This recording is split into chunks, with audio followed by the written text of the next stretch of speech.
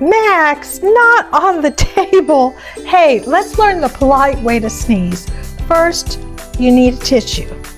Achoo! Second, if you don't have a tissue, sneeze into your elbow. If you do happen to sneeze into your hands, make sure you wash them really well with soap and water. Sneezing politely is the right thing to do. Oh, and don't forget. Oh yes, say, Jesus is my Lord, and He's my healer. Exactly. Don't forget to follow for more hospitality from the heart.